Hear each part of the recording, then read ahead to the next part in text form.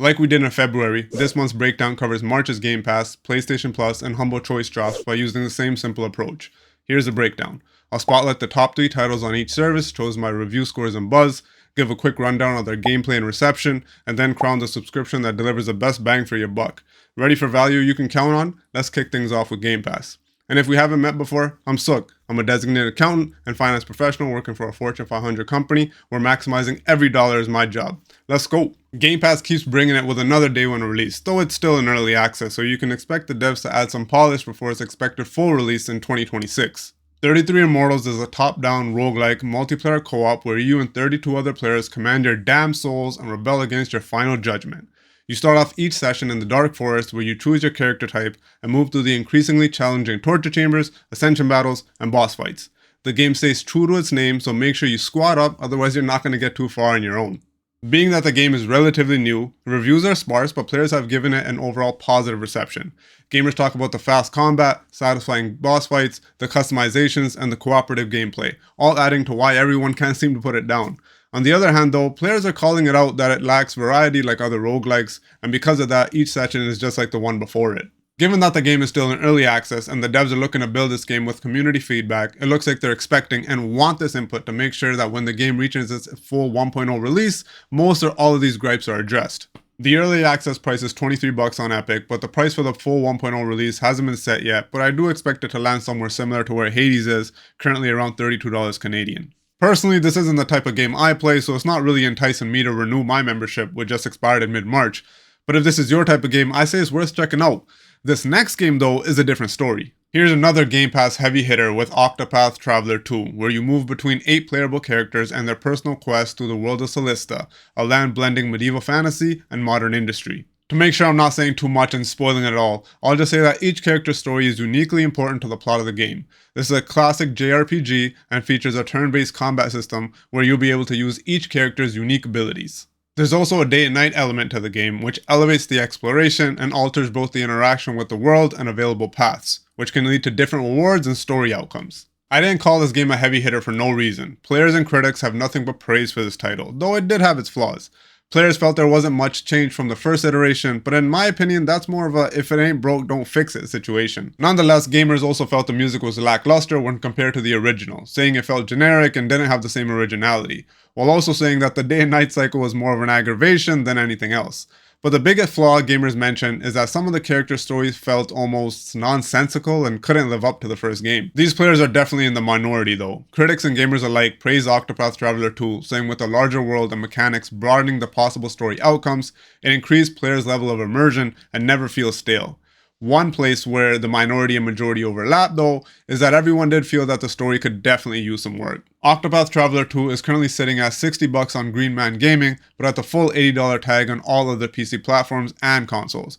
Game Pass continues shelling out big value this month as well with these 2 titles, so let's see if it can keep bringing it with the final game. And that's going to be another day 1 release with Atomfall, an action survival game set in 1960s England, 5 years after the real-life Windscale nuclear disaster where this story takes its inspiration. You're tasked to explore this radioactive quarantine zone, scavenge for resources, and piece together the clues to uncover the truth behind the cause of this disaster. The gameplay is a blend between first-person combat, stealth, and resource management while navigating interconnected environments and unique world elements. You can move through the game carefully and stealthily, or go in guns blazing, making each playthrough a unique choice-driven experience.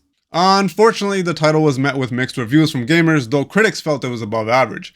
Gamers criticized the linearity of the story and the gameplay elements like the map and inventory system, saying that there's not nearly enough space to pack anything into the backpack given to you, the NPCs are clunky and take away from the immersion, while the combat definitely leaves plenty to be desired. Ultimately, it's leaving gamers bored. On the other hand, gamers enjoy the originality of the story and say it's reminiscent of the Fallout series, but ultimately falls short. A middle-of-the-road title that isn't anything groundbreaking and has its fair share of flaws. Atomfall is currently $50 on both Fanatical and Green Man Gaming, both offering Steam keys, though consoles have the game at the full $80 price tag. Just a friendly reminder, all the prices that I mentioned are in Canadian dollars. Game Pass continues to deliver on its promise of offering games day 1, and they do it again here. However, this month, I can't say it's the clear winner, so let's see what PlayStation Plus has for us. PlayStation Plus put out some heavy hitters of its own this month, both in their catalog as well as with their freebies. Though I'm not a fan of the model where your subscription has to be active to be able to access those titles, but that gripe is for another time. The freebies were made available on March 4th, while the catalog games were added on March 18th.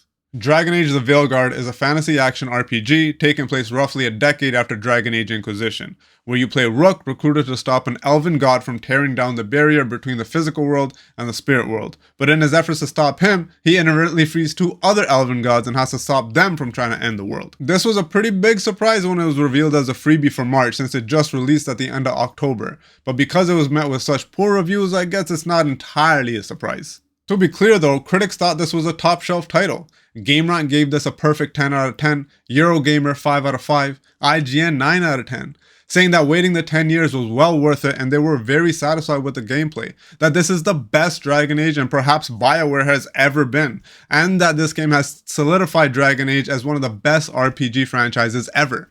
Gamers, on the other hand, played an entirely different game apparently. Players mentioned Veilguard being a departure from what the Dragon Age franchise is all about. They criticized dull combat, repetitive enemies, lazy game design, terrible writing, ultimately saying this is not a Dragon Age game, but rather skinned as one trying to attract a more mainstream audience while alienating its core player base. Despite its poor reception, the game is still going for full release price on all PC platforms and about $50 on both Xbox and PlayStation stores. So on a strictly cost base, this addition to the catalog does bring some value, but with how terribly this game reviewed, doubtful this is bringing anyone over to the subscription even if it is free.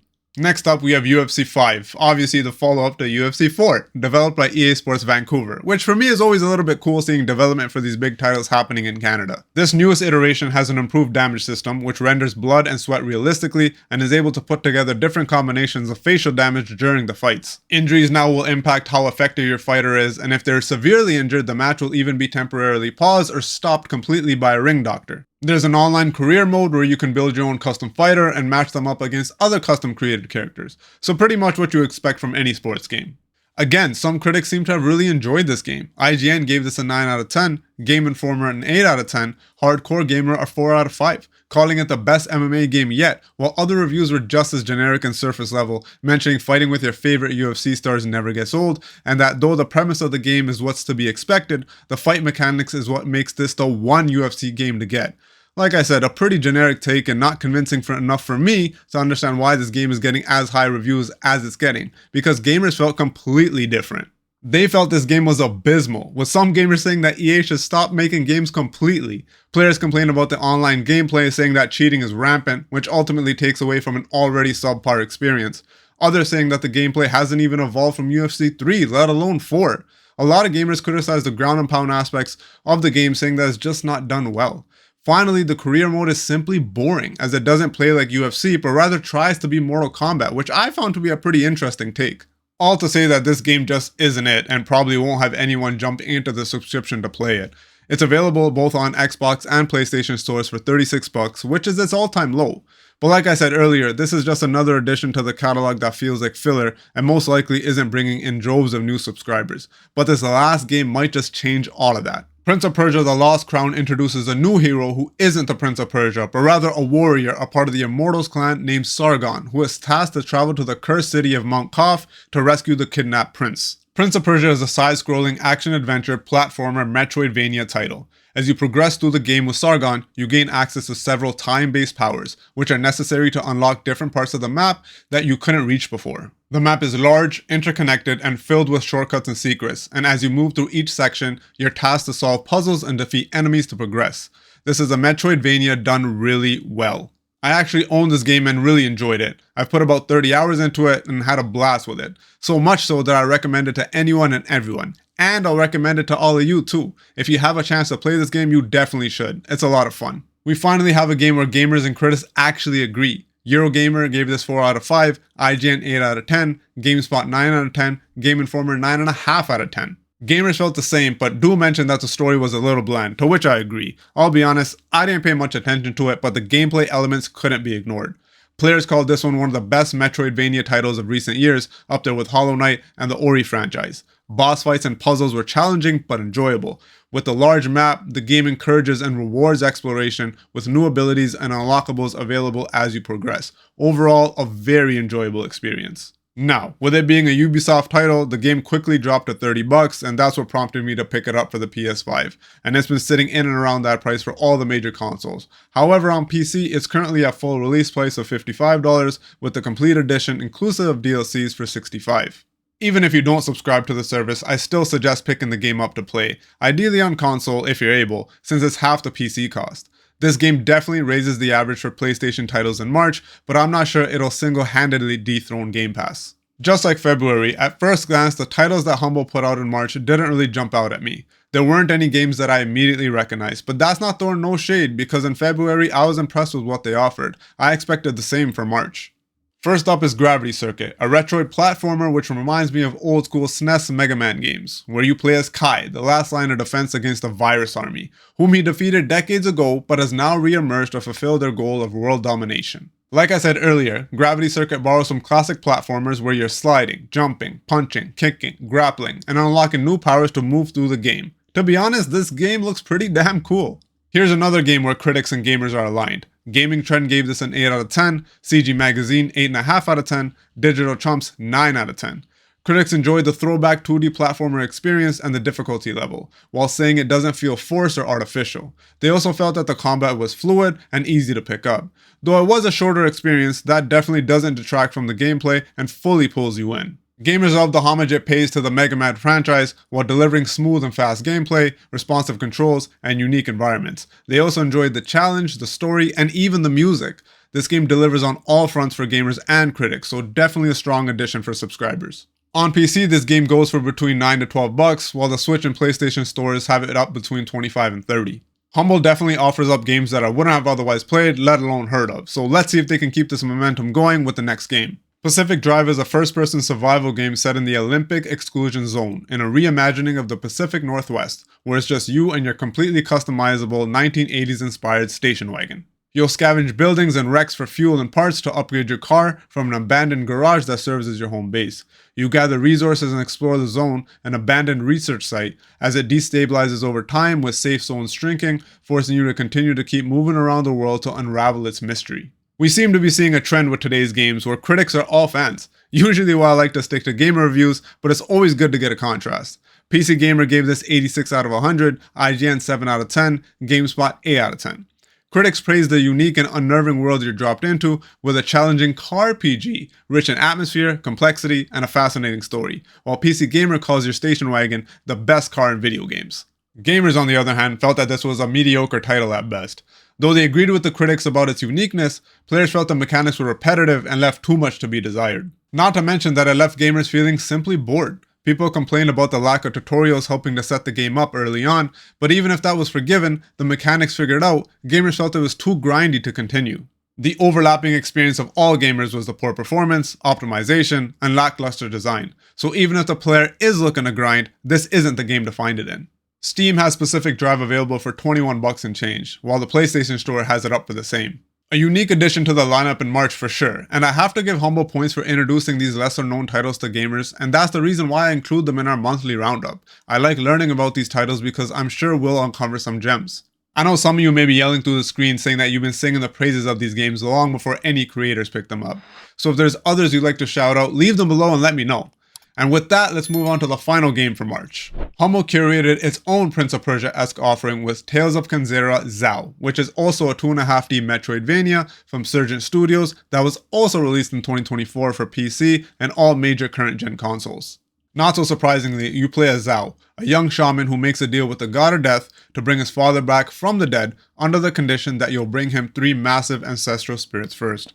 The world is all about magic and hidden paths, while you double jump, wall jump, and dash through intricate caves and ruins, unlocking new areas as you go.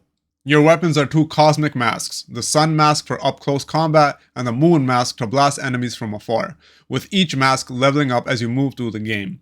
You alternate between exploration, mask swapping combat, and epic boss fights to be able to deliver on your promise, so you can hopefully see your father again.